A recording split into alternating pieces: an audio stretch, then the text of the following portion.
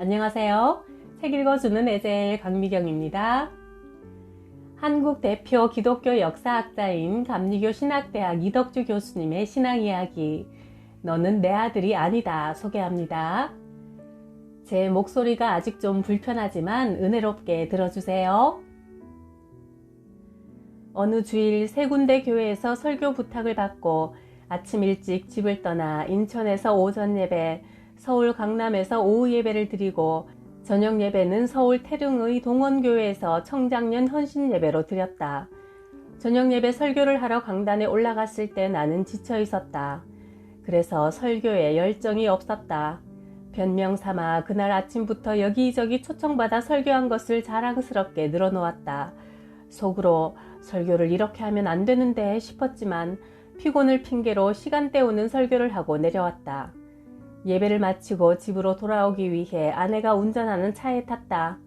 오르간 반주를 하는 아내도 아침부터 교회에 나와 봉사하고 저녁 예배까지 나를 기다렸다. 그런데 아내는 나를 쳐다보지도 않고 말을 걸어도 대꾸가 없었다. 여보, 수고했어. 피곤하지? 한마디쯤 할 것도 같은데 전혀 말이 없었다. 아내의 침묵은 남편의 공포가 아니던가. 뭔가 단단히 화가 나 있음이 분명했다. 태릉에 있는 교회에서 가련동 집까지 가려면 터널을 2개나 지나야 한다. 북악터널을 막 벗어날 즈음 아내가 갑자기 소리쳤다. 야, 이덕주! 반말이었다. 아내가 나를 그렇게 부른 적이 한 번도 없었다. 순간 너무 놀라 아내를 쳐다보는데 내게 아내는 쏘아붙였다. 건방 좀 그만 떨어라! 나를 쳐다보지도 않고 내뱉은 말이었다. 어이가 없었다. 나도 화가 솟구쳤다.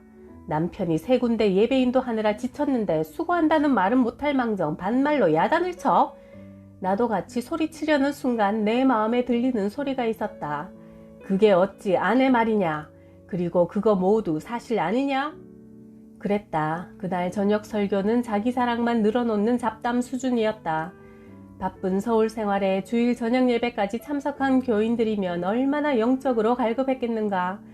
그런 교인들에게 힘이 되고 용기를 불어넣어줄 하나님의 말씀은 전하지 않고 자기 자랑에 잡담만 늘어놓았으니 회중석에 앉아있던 아내로서는 저게 설교인가? 실망을 넘어 분노를 느낄 만도 했다. 야, 이덕주, 건방 좀 그만 떨어라! 그건 아내 말이 아니라 하나님의 말씀이었다. 호통이자 꾸지람이었다. 얼마나 부끄럽고 창피한지 고개를 들 수 없었다. 집에 도착하기까지 내내 침묵하면서 참여할 뿐이었다. 그래, 맞아. 내가 요즘 건방을 떨었지. 여기저기서 강사로 불러주니까 지가 잘난 줄 알고 시건방을 떨었지. 그때부터 한 달간 정말 찐하게 반성했다. 다른 것은 몰라도 설교만큼은 최선을 다하고 정성을 다하자 결심했다. 다시 겸손의 자리로 돌아오도록 깨우쳐준 아내가 고마웠다. 그리고 한 달쯤 지나 나는 아내에게 고맙다는 뜻으로 외식을 하면서 속 이야기를 털어놓았다. 내가 당신 때문에 크게 깨달은 건 고마운 일이지만 그래도 그때 야, 이덕주! 한 것은 너무했어. 그랬더니 아내는 놀란 눈으로 이렇게 대답했다. 아니, 내가 언제 그런 말을 했어요? 하늘 같은 남편한테. 정말 아내는 그때 일을 전혀 기억하지 못하고 있었다. 그 순간 나는 더욱 두려워졌다. 그날 저녁 아내는 사람이 아니었다. 민수기 22장 28절에서 귀가 둔하여 하나님의 음성을 분간하지 못하던 선지자를 깨우친 발람의 나귀였다. 내가 초등학교 4학년 때 어느 아침 어머니는 고등학교 다니던 형, 중학교 다니던 누나와 같이 우리 3남매를 불러 앉혀놓고 엄숙하게 선언하셨다. 잘 들어라. 오늘부터 너희는 내 자식이 아니다. 내 힘으로는 너희 3남매를 키울 수가 없어. 어제 저녁 예배당에서 기도하던 중 너희를 하나님께 바치기로 작정했다. 그러니 지금 이 순간부터 너희는 내 자식이 아니라 하나님 자식이다. 그런 줄 알아라. 어머니 나이 35에 아버지가 폐결핵으로 돌아가시자 우리 3남매를 홀로 키우기 위해 은행, 식당일, 화장품 외판원 등 안 해본 일이 없을 정도로 고생하셨다. 어머니는 매일 충주 남부교회에 가서 철야 기도를 하셨는데 전날 저녁에도 푸념조로 기도하셨단다. 주님, 저 3남매를 키우기가 너무 힘들어요. 그러자 들리는 음성이 왜 네가 키워? 하더란다. 그럼 어떻게 해요? 물었더니 나한테 맡겨 하시더란다. 알았어요. 이제부터 내 자식이 아니라 하나님 자식입니다. 호적을 하나님께로 옮기겠습니다. 하셨단다. 어머니는 그날 너희는 내 자식이 아니다 선포하신 후 그 말씀대로 행하셨다. 양식이 떨어지면 전엔 쌀집에 가서 외상으로 가져오거나 이웃집에 돈을 빌리러 가셨는데 호적 이동을 선언하신 후엔 그저 예배당으로 가서 제단 앞에 무릎을 꿇고 하나님, 쌀이 떨어져 당신 자식들이 굶게 되었네요. 어떻게 하실 겁니까? 기도만 하고 돌아오셨다. 그러면 이튿날 새벽 쌀봉지나 돈봉투가 우리 집 툇마루에 놓여 있었다. 그런 식으로 우리 삼남매는 어려서부터 하늘 만나를 먹으며 자랐다. 학교에 낼 공과금을 제때 내지 못해 제적하겠다는 빨간색 고지서가 날아오면 어머니는 선생님을 만나러 가거나 이웃집에 돈을 빌리러 가지 않고 고지서를 들고 예배당으로 가셨다. 하나님, 당신의 아들 덕주가 이번에 등록금을 내지 못하면 학교에서 잘린답니다. 어떻게 하시겠어요? 하곤 돌아온다. 그렇게 해서 나는 초등학교부터 중고등학교, 대학교, 대학원을 나오기까지 등록금 때문에 학교를 그만둔 적이 없었다. 중학교 1학년 때 갑자기 왼쪽 다리가 아프더니 밤새 고열에 시달렸다. 어머니는 나를 둘러엎고 교회로 향하셨다. 목사님은 내 머리를 만져보시더니 나를 업고 충주 시내에서 제일 큰 외과 병원으로 달렸다. 그 병원 원장도 충주 제일교회 교인이었다. 의사는 내 아픈 왼쪽 허벅지에 굵은 주사기를 꽂았다. 그러자 밤새 고여있던 피고름이 분수처럼 치솟았다. 의사는 말했다. 당장 서울 큰 병원으로 데려가십시오. 뼛속 신경조직에 균이 침투해서 생긴 골수염인데 여기서는 치료가 안 됩니다. 그러나 어머니는 이렇게 말했다. 왜요? 박사님은 치료할 수 없나요? 병명을 아시면 치료 방법도 아실 거 아니에요. 의과대학에서 배우셨을 텐데요. 그래도 의사는 치료를 거부했다. 치료 방법이야 나도 알지만 자신이 없습니다. 내 아들도 5년 전부터 똑같은 병을 앓고 있는데 내가 치료해 보았지만 매년 재발해서 결국 다리를 잘랐습니다. 그러니 다른 병은 몰라도 이 병만큼은 자신이 없어요. 서울대학병원에 이 병 치료의 전문인 의사를 내가 알고 있으니 소개장을 써줄게요. 서울로 데려가세요. 양심적인 의사였다. 그런데 어머니 입에서 전혀 뜻밖의 말이 나왔다. 박사님, 얘는요 하나님께 바치 내거든요. 그래서 이 아이가 죽을 아이면 서울 아니라 미국에 가서 수술해도 얘는 죽어요. 그러나 살 아이라면 그냥 여기서 수술해도 얘는 살아요. 그러니 그냥 여기서 수술해 주세요. 그 순간 나는 멘붕 상태가 되었다. 어머니 말이 내 귀에는 얘는 죽어도 좋아요. 나는 얘를 포기했어요. 라고 들렸다. 그때 어머니 태도가 얼마나 냉정한지 정말 내 친엄마 맞아? 하는 의심까지 들었다. 결국 원장은 수술이 잘못되더라도 이의를 제기하지 않겠다는 서약서를 받은 후 나를 수술실로 데리고 들어가면서도 이렇게 중얼거렸다. 아, 정말 자신 없는데, 완치가 불가능한데. 나는 마취 주사를 맞고 정신이 몽롱해지면서도 목발 짚고 구걸하러 다니는 내 모습이 보이는 듯해 그 절망적인 순간에 나도 모르게 이런 기도가 튀어나왔다. 하나님, 나 다리만 자르지 않게 해주시면 하나님의 종이 되겠습니다. 그리고 정신을 잃었다. 의사는 자기 아들을 5년 동안 치료하면서 터득한 기술로 단 한 번의 수술로 나를 완치시켰다. 그리고 나는 목사가 되겠다는 서원 기도대로 신학교에 들어가 목사가 되고 신학교 교수가 되었다. 어머니는 혼자 새아이를 키우느라 그렇게 고생하면서도 믿는 구석이 있었다. 맏아들 권주였다. 초등학교부터 중학교, 고등학교에 이르기까지 전교 1등을 놓쳐본 적 없는 충주 수재였다. 공부만 잘하는 게 아니라 웅변도 잘하고 인물도 좋고 신앙도 좋아서 교회에서 늘 학생회장을 맡았다. 권주 형은 충주고등학교를 졸업하고 당연히 서울대학교에 진학할 수 있었으나 효심이 지극하여 대학 진학을 포기하고 직장 생활을 선택했다.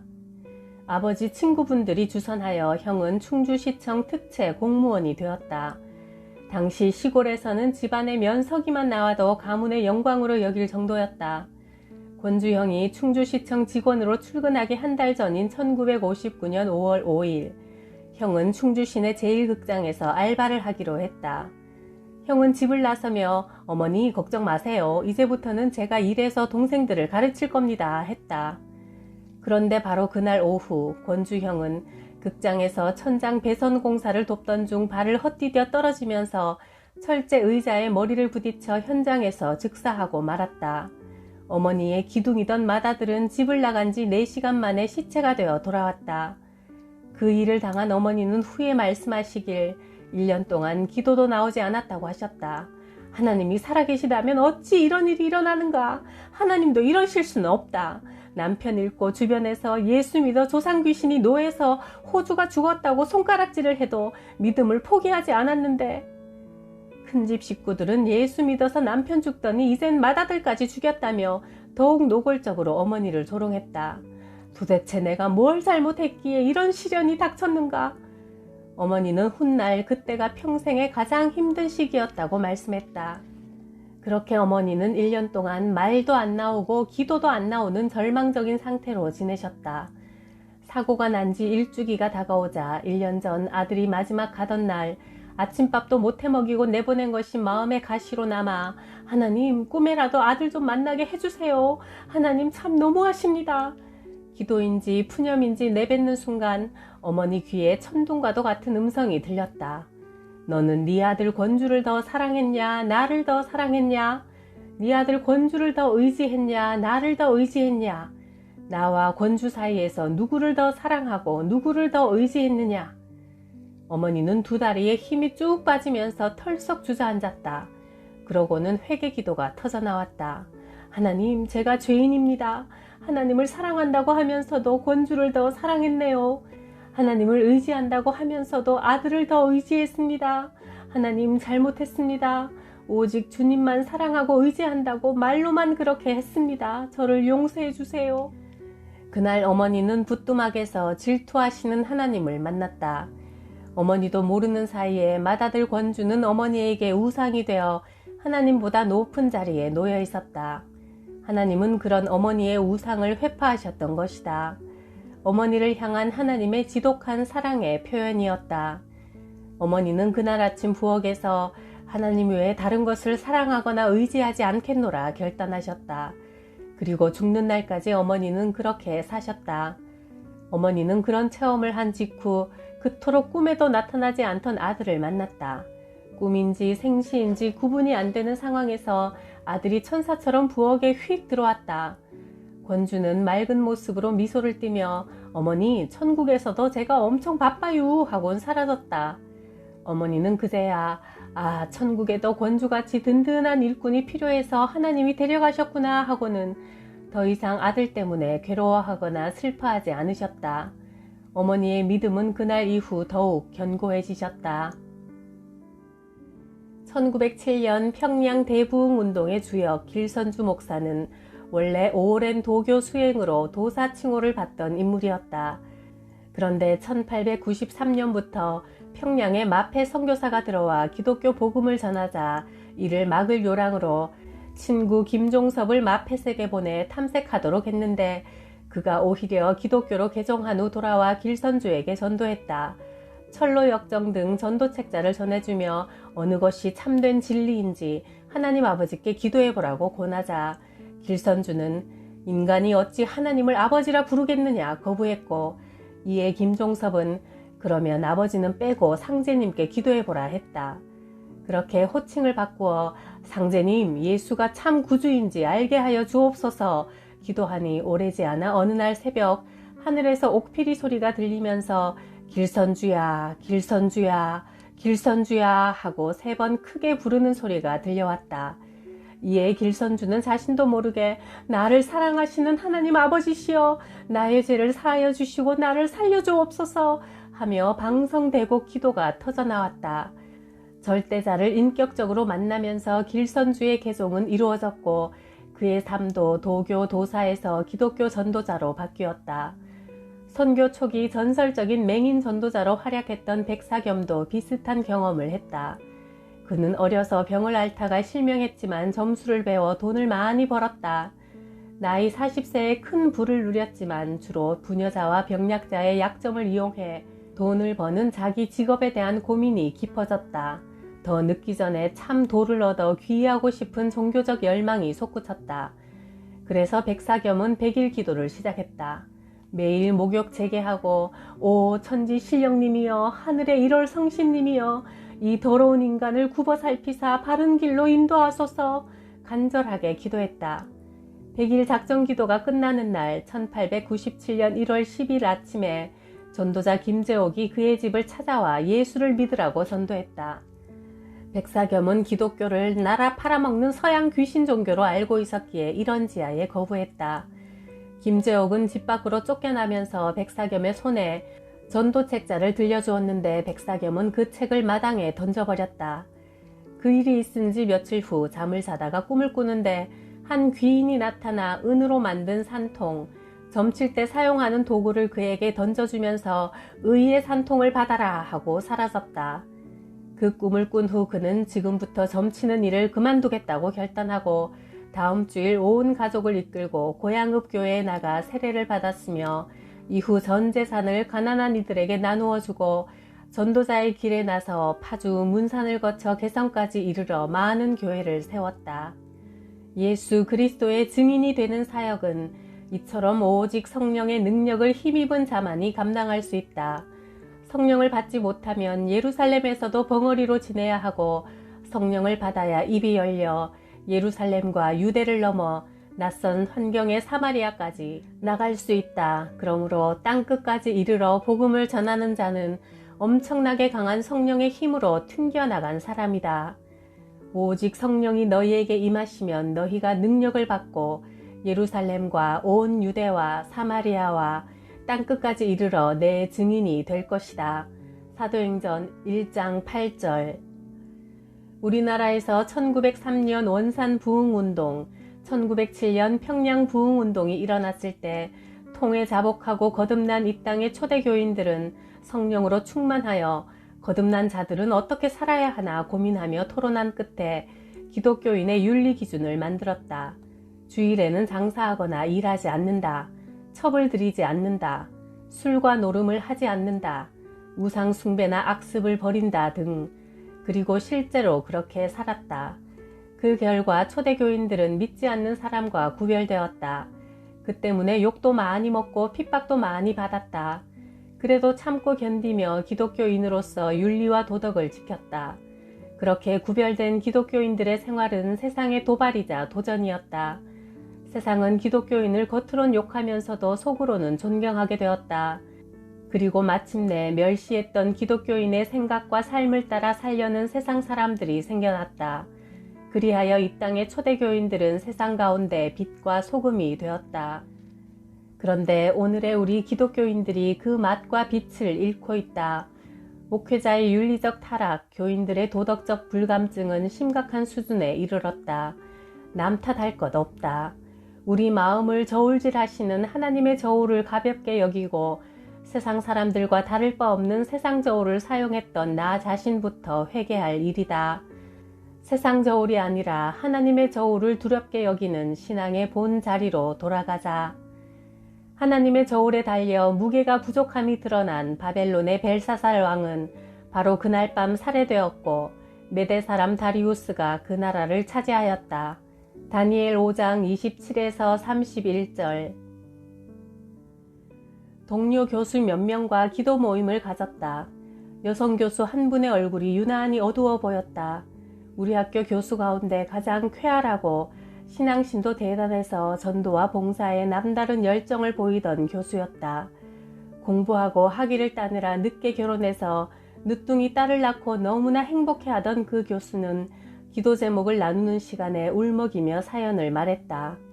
학교에 나오면서 어린이집에 맡긴 2살짜리 딸아이가 경기를 일으킨 것을 교사들이 제때 병원으로 데려가지 못하고 오후 늦게야 데려가 진단한 결과 뇌에 이상이 생겨 아이는 평생 뇌질환 장애자로 살아야 할지도 모른다는 것이다. 교수는 눈물을 뚝뚝 흘리며 말했다. 어떻게 이런 일이 내게 일어날 수 있어요? 남편과 시댁 식구들 볼 면목도 없어요. 믿음 좋다는 사람에게 어찌 이런 일이 일어날 수 있느냐는 거죠. 내가 하나님께 무슨 잘못을 저질렀는지 알 수도 없고 기도도 나오지 않아요. 사연을 듣고 있던 우리도 할 말이 없었다. 그저 하나님의 위로를 허락하소서 기도할 뿐이었다. 성경 욥기는 왜 의로운 사람이 고난을 받아야 하는가라는 가장 풀기 어려운 인생 문제를 다루고 있다. 하나님의 뜻대로 의롭게 살려는 사람에게 시련과 고난이 떠나지 않고 악을 행하는 자가 오히려 승승장구하는 현실의 부조리를 어떻게 설명할 것인가? 욥의 친구들은 네가 하나님께 죄를 지어서 그렇다. 숨긴 죄를 회개하라고 비난했지만 욥은 온전하고 정직하여 하나님을 경외하며 악에서 떠난 자라고 성경은 말한다. 사람은 죄를 지어 고난을 받기도 하지만 그렇다고 모든 고난이 죄값은 아니라는 소리다. 욥기 마지막에 그는 나의 하나님이란 뜻의 이름을 가진 엘리후가 등장해서 이렇게 말한다. 인간이 어찌 하나님의 생각과 계획을 다 알 수 있으랴. 내가 하나님을 안다고 누가 감히 말할 수 있으랴. 하나님 앞에서 자기 생각이 옳다고 말할 자 누군가. 교만한 인간의 자랑일 뿐이다. 한마디로 말해 피조물인 인간은 창조주 하나님에게 왜 내게 이런 일이 생겼습니까? 라고 항의할 수 없다는 것이다. 결국 욥은 창조주 하나님을 인정하고 받아들였다. 창조된 모든 것이 하나님의 판단과 결정에 의해 이루어진 것임을 인정했다. 태초 이래 지금까지 천지간에 이루어지는 모든 일, 내게 일어난 모든 상황이 창조주 하나님의 계획과 섭리 안에서 이루어진 것임을 믿고 받아들인다는 말이다. 바울은 그것을 이렇게 표현했다. 하나님께서 지으신 모든 것이 선하니 감사하는 마음으로 받으면 버릴 것이 없다. 디모데전서 4장 4절. 바울이 말한 모든 것 가운데는 우리가 보기에 좋은 것만 있는 게 아니라 싫은 것도 포함된다. 올라가는 것뿐 아니라 내려가는 것도 포함된다.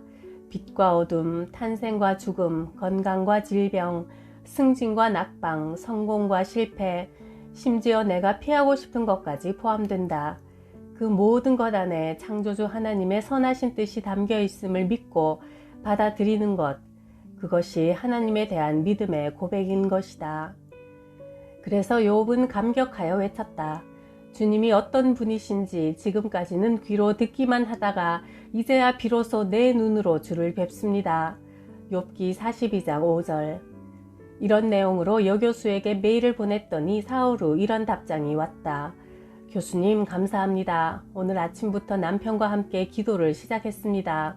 시련을 감사로 받아들일 수 있도록 이 문제를 통해 우리가 하나님을 새롭게 만날 수 있도록 저희를 위해 기도해 주세요.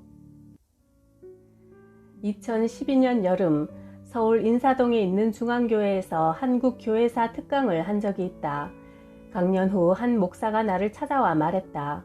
저는 뉴질랜드 오클랜드 한인교회 담임 목사인데 이번 겨울 부흥회 강사로 모실 테니 꼭 와주십시오. 차를 마시며 그 목사가 왜 뉴질랜드로 갔는지 알게 되었다.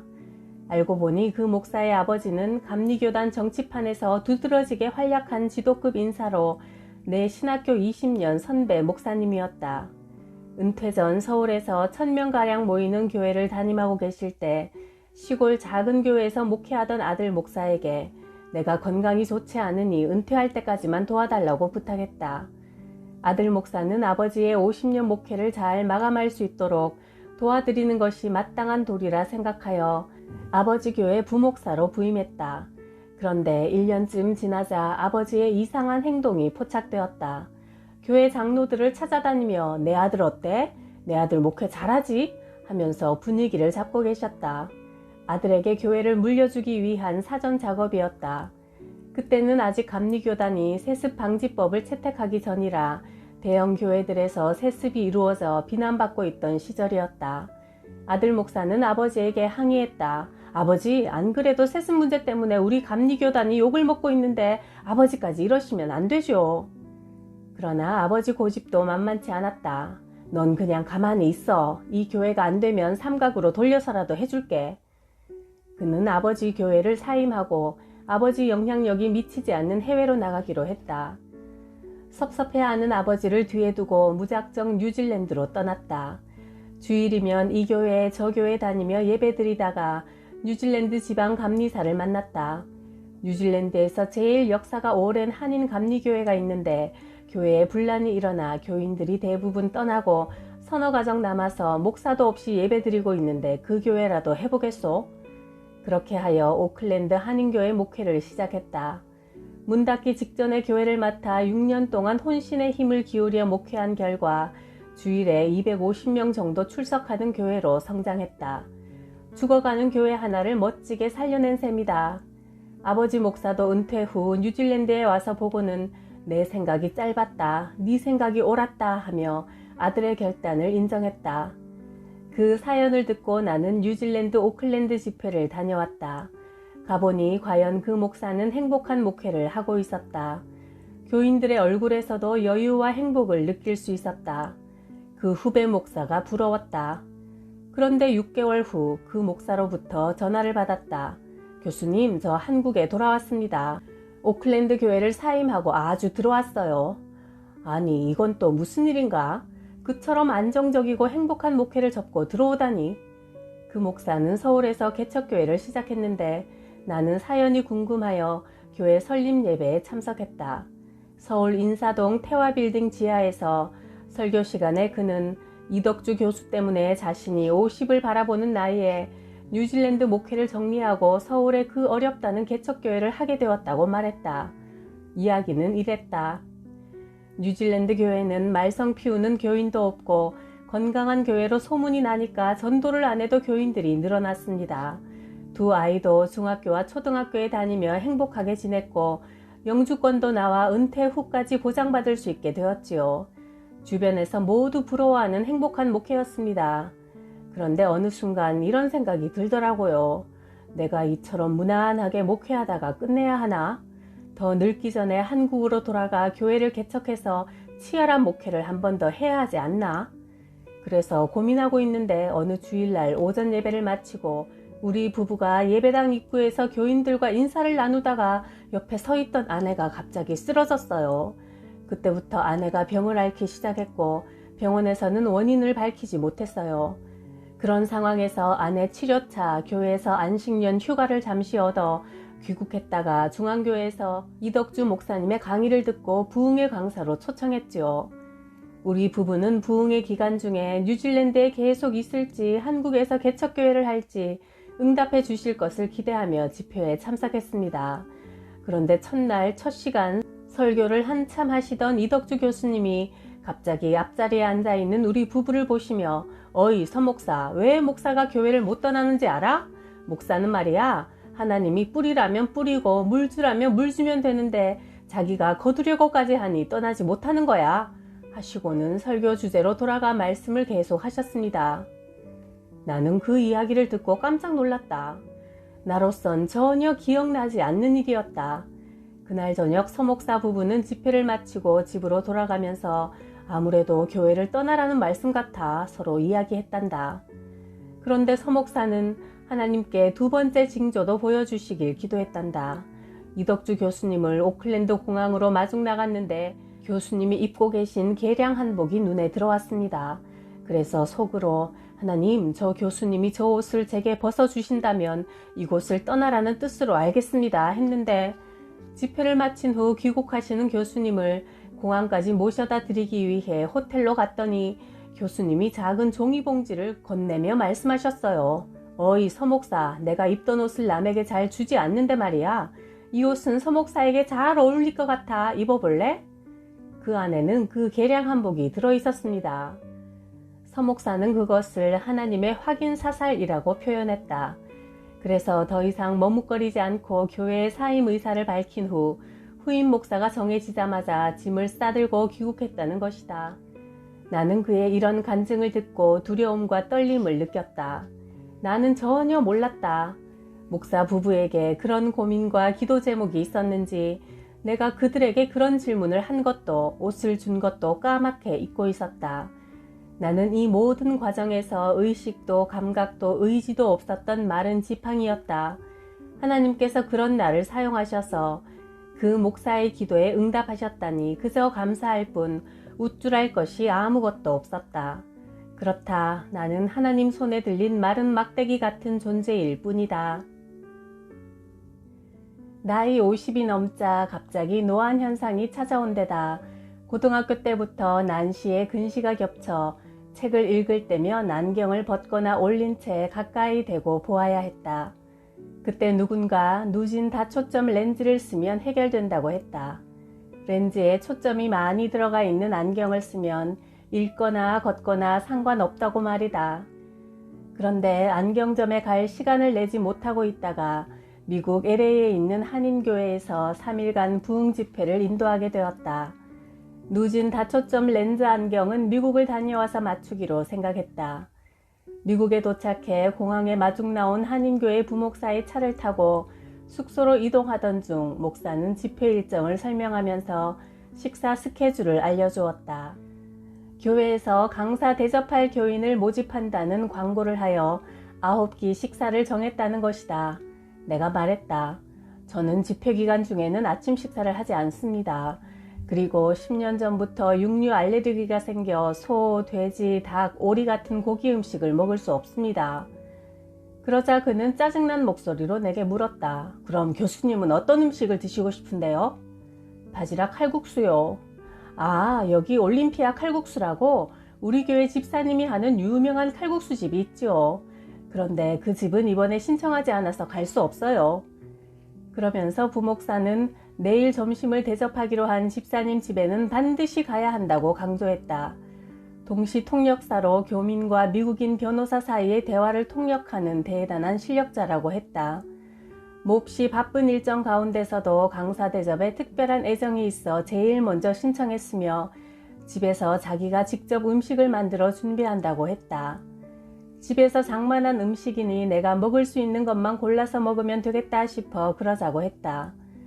다음 날 새벽 기도회를 마치고 부목사는 나를 호텔로 데려다 주면서 말했다. 오전 11시 30분에 와서 점심 식사 장소로 모시고 가겠습니다. 그런데 11시 40분이 지나 50분이 되었는데도 연락이 없더니 12시가 넘어서야 전화가 왔다. 부목사가 불안한 표정으로 나를 기다리고 있다가 말했다. 교수님, 식사 장소가 바뀌었습니다. 올림피아 칼국수 집으로 가시죠. 그가 차 안에서 설명한 내용은 이랬다. 부목사는 10시경부터 점심 대접을 약속한 동시 통역사 집사에게 확인차 전화를 걸었는데 내내 통화가 되지 않았단다. 핸드폰도 집 전화도 불통이고 결국 그 집사가 사는 아파트까지 가서 초인종을 눌렀는데도 응답이 없어 할 수 없이 칼국수 집으로 식사 장소를 바꾸었다는 것이다. 그리하여 교회 목회자들과 함께 올림피아 칼국수 집에 도착했다. 문을 열고 들어서자 카운터에 앉아있던 어떤 여인이 우리를 보더니 갑자기 벌떡 일어나서 큰 소리로 외쳤다. 할렐루야! 하나님은 살아계십니다! 할렐루야! 알고 보니 그녀도 내가 집회를 인도하고 있는 교회 권사였는데 이런 간증을 했다. 제가 한국에서 이혼하고 LA에 먼저 와 있던 동생의 중매로 재혼을 한 뒤 교회에서 선교와 봉사활동을 열심히 하고 있었는데 걱정이 하나 있었어요.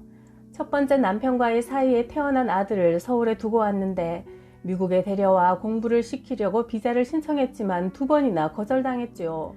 마지막 3번째 비자 인터뷰를 기다리고 있는데 이번에도 거절되면 군대에 가야 할 형편이라 아들 비자를 위해 40일 작정 기도를 하던 중 교회 부흥회가 시작되었어요. 그래서 아들 비자를 받게 해달라고 기도하면서 집회에 참석했고 목사님이 강단에 올라 설교를 시작하시는데 그 순간 내게 이런 음성이 들리더라고요. 너 저 목사에게 안경 하나 해줘라. 목사님을 쳐다보니 이미 안경을 쓰고 계셨는데 또 무슨 안경을 해주라는 말인가? 처음엔 잘못 들었나 싶었는데 설교 시간 내내 그 음성이 들리더니 오늘 새벽 집회에도 계속 그 음성이 들리길래 결국 하나님의 지시인 줄 알고 안경을 하나 해드리기로 마음을 먹었습니다. 그래서 부목사님께 오늘 강사 목사님을 만날 수 있냐고 물었더니 목사님은 부흥회 기간 중에는 집회와 식사 시간 외에는 외출하거나 교인을 만나지 않는다고 하시더군요. 그래서 이렇게 기도했죠. 강사 목사님을 만나게 해주시면 안경을 해드리겠습니다. 그런데 동생이 오늘 토요일이라 손님이 많으니 카운터를 좀 봐달라고 하여 식당에 나와 앉아 있는데 방금 목사님이 들어오신 겁니다. 그러니 어서 식사하시고 저와 같이 안경점에 가시죠. 폭포수처럼 쏟아내는 권사의 이야기를 듣고 나서 나는 미국 집회를 마치고 돌아가 누진 다초점 렌즈 안경을 맞출 계획이었다는 사실을 알리자 권사는 깜짝 놀라며 더 큰 목소리로 할렐루야를 외쳤다. 그리하여 우리 모두 맛있는 칼국수를 먹고 있는데 부목사가 전화를 받았다. 오늘 점심을 대접하기로 한 집사님이 왜 우리에게 점심 먹으러 오지 않느냐고 해요. 사정은 이러했다. 그 집사는 직업이 동시 통역사라 시도 때도 없이 전화가 오기 때문에 전화를 받으면 음식 준비에 지장이 있어 모든 전화를 끊어 놓았고 외부 현관의 인터폰도 내려놓고 오직 음식 준비에 집중했단다. 그 집사는 그렇게 음식 준비를 마친 후 약속된 12시가 되어 전화를 올려놓고 우리 일행을 기다리고 있었다. 그런데 30분이 넘어도 오질 않자 부목사에게 왜 아직도 안 오냐고 전화를 한 것이다. 그때쯤 우리는 이미 배가 불러 있어 결국 다음날 오후에 그 집사 집에서 차 대접을 받으며 신방하기로 했다. 내가 그렇게 먹고 싶었던 칼국수를 먹고 나서 권사는 하나님의 명령을 따라야 한다며 나를 시내 안경점으로 끌고 가 제일 고급스러운 안경을 맞춰주었다. 다음날 주일 어제 점심을 정성껏 준비했던 집사 집에 들러 차 대접을 받으며 내가 미안한 마음으로 물었다. 어제 준비한 그 많은 음식은 어떻게 하셨어요? 목사님, 제가 6인분을 준비했는데 이 많은 음식을 어떻게 처리하나 걱정하고 있자니 마침 여행을 떠났던 아들 녀석이 예고도 없이 친구 4명을 데리고 들이닥친 거예요. 하나도 남김없이 다 먹어치웠고 나는 그 친구들에게 복음을 전했죠. 먹을 사람은 미리 준비되어 있었다. 그렇게 해서 모두가 예비하신 하나님의 손길을 느끼며 감사함으로 지낸 집회를 마치고 귀국해서 일주일 후 안경이 내 연구실에 배달되었다. 안경을 써보니 정말 새하늘과 새 땅같이 산뜻하게 모든 것이 새롭게 보였다. 마침 연구실 전화가 울렸다. 아, 권사님, 방금 보내주신 안경 잘 받았습니다. 정말 감사합니다. 얼마나 편한지 몰라요. 그러자 권사가 다급하게 외쳤다. 목사님, 우리 아들 비자 나왔어요. 할렐루야. 우리 아들 다음 달에 미국 와요. 그렇게 하나님은 권사의 소원도 내 소원도 모두 멋지게 들어주셨다. 매주 목요일 점심시간이면 우리 감리교 신학대학교 안에서 독특한 기도 모임이 열린다. 외국인 유학생들의 겨자시회 기도 모임이다.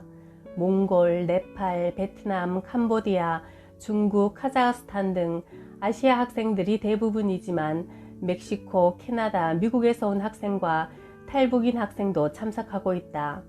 언어, 음식, 문화, 기후가 다른 한국에 와서 외롭고 힘들게 유학생활하는 학생들이 서로 격려하고 친교를 나누기 위해 매주 기도회를 갖는데 각자 한 주일 동안의 삶을 나눈 후 기도 제목을 내놓고 기도한다. 그런데 각자 자기 나라 말로 기도하기 때문에 말 그대로 순수한 의미의 오리지널 방언 기도회가 된다. 흔히 은사 집회에서 보듯 샬랄랄라 알아들을 수 없는 말을 쏟아내는 그런 방언 기도가 아니라 사도행전 2장의 제자들이 오순절 다락방에서 했듯이 천하 각국으로부터 온 무리들이 각 나라의 언어로 말하는 방언 기도다. 외국인 유학생들은 오랜만에 자기 나라 말로 기도해서 그런지 너무나 간절하게 울면서 10분 이상 기도하는 학생들이 많다. 그런 통성 기도를 통해 외롭고 힘든 유학 생활에서 받은 스트레스를 풀고 마음의 상처를 치유받는다. 이들은 대부분 기독교인으로 산다는 것이 지극히 위험한 나라에서 한국 선교사를 통해 복음을 전하고 기독교인이 된 후 목회자가 되기 위해 선교사들의 나라인 한국을 찾아온 학생들이다. 몽골 유학생 미가는 대학원을 마치고 지금은 고향에 돌아가 신학교에서 강의하고 있다. 미가는 동생을 통해 기독교를 소개받았는데 처음엔 반대하여 동생의 성경책을 찢고 교회 창문을 깨트리는 등 개종 전에 바울과 같았다고 한다. 그런 언니를 위해 동생이 금식 기도를 시작했는데 동생이 자기 때문에 굶어 죽을까봐 한 번만 교회에 가보겠다고 하여 주일 예배에 참석했다. 그런데 설교하는 한국 선교사의 모습이 멋있어 보여 교회에 계속 다니게 되었고 대학에서 한국어를 전공했기에 얼마 후 한국에서 온 부흥사의 설교를 통역하게 되었다. 집회 날이 되어 강사 목사는 미가의 손을 잡고 기도한 후 함께 강단에 올라갔다. 안녕하십니까? 여러분 만나서 반갑습니다 하는 간단한 인사는 쉽게 통역할 수 있었지만 본론으로 들어가 부흥사가 경상도 억양으로 쏟아내는 설교는 한마디도 귀에 들어오지 않았단다. 당황한 미가는 순간적으로 하나님 저 좀 도와주세요 하고 짧지만 정말 간절하게 기도했다. 그러자 기적이 일어났다. 한국에서 온 부흥 강사가 몽골말로 설교를 하는 게 아닌가. 그래서 미가는 저 목사님이 방언 은사를 받았구나 생각하고 이제 내가 통역할 필요가 없겠다며 안심했는데 강사는 설교하다가 중단하고 미가를 바라보았다.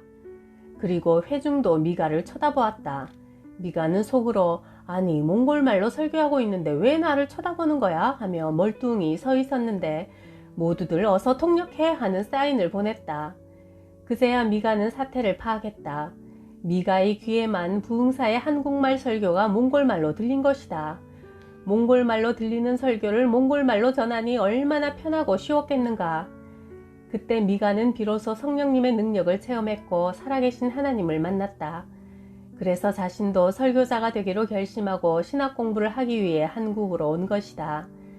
내가 매주일 만나는 겨자씨 유학생들은 대부분 이런 놀라운 체험을 하고 우리 학교에 들어왔다. 탈북민 신학생은 또 이런 간증을 했다.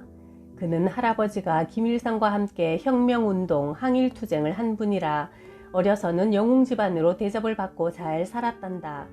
그런데 할아버지가 김일성의 권력 세습을 비판하자 할아버지는 공개 처형을 당했고 나머지 가족은 정치범 수용소로 끌려갔다.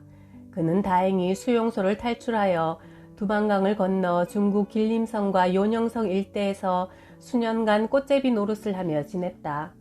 바람이 매섭고 추운 겨울에 길거리를 방황하다가 어느 불 켜진 건물에 들어갔더니 조선족 교회였다. 그는 지하실 따뜻한 방에 누웠다가 그만 잠이 들었고 새벽 기도회를 인도하기 위해 내려오는 목사의 발자국 소리를 듣고 깨어나 도망치려고 황급히 일어났는데 할머니 목사가 그를 끌어안고 울었다. 거기서 그는 참으로 오랜만에 자기를 위해 눈물 흘리는 사람을 만났다. 그것이 계기가 되어 신앙생활을 시작했고 성경 공부와 전도에 불이 붙었다. 그는 시장에서 복음을 전하다가 고향 친구를 만났다. 그 역시 공산당 간부 아들인데 무역사업을 하다가 공금을 횡령한 일로 귀국하지 못하고 꽃제비 노릇을 하고 있었다. 너도 하나님을 믿어보라. 보이는 사람도 못 믿는 세상에 어찌 보이지도 않는 하나님을 믿겠나? 하나님은 살아계신다. 내가 그것을 증명해 보일 수 있다. 어떻게 증명하겠나? 나랑 내기를 하자. 나는 하나님이 도우시기 때문에 너랑 어떤 내기를 해도 이길 수 있다. 내기 종목도 네게 유리한 것으로 정하자. 그래? 그럼 술내기로 하자. 그들은 중국 식당에 들어가 가장 독한 중국 술을 한 상자 시켜놓고 마지막까지 정신을 잃지 않고 술을 마시는 자가 이기는 걸로 정했다. 그는 내기에 앞서 이렇게 말했다. 나는 술을 끊은 지 1년이 넘었고 너는 지금까지 계속 술을 마셔왔다. 그러니 이 내기는 누가 봐도 내게 불리하다. 그러나 나는 살아계신 하나님을 믿기 때문에 너를 이길 수 있다고 확신한다. 그래서 하나님께 먼저 기도를 드리고 나서 마시겠다. 그는 술잔을 받아들고 이렇게 기도했다. 하나님, 가나의 혼인잔치에서 물로 포도주를 만드신 전능하신 주님께서 이 술을 물로 바꾸어 주실 줄 믿습니다. 아멘. 그러고 나서 술을 마셨는데 정말 물이었다. 맹물 맛이었다. 그렇게 해서 주거니 받거니 마시기 시작했는데 맹물을 마시니 얼마나 쉬웠겠는가. 새벽 2시까지 마셨는데 그는 인사불성이 된 친구를 업어 여관방까지 데려다주고 숙소로 돌아왔다. 그런 식으로 살아계신 하나님을 간증하는 그의 특강에 우리는 배꼽을 잡으며 웃고 또 감동했다. 우리 성경에 믿음으로 번역된 단어의 원뜻은 충성됨, 성실함, 진실함이라고 합니다. 하나님의 저울에 달려도 함량 미달이 되지 않도록 하나님 앞에 더욱 충성된 모습으로 살아야겠습니다. 구독, 좋아요, 댓글로 늘 뜨겁게 응원해 주셔서 감사해요.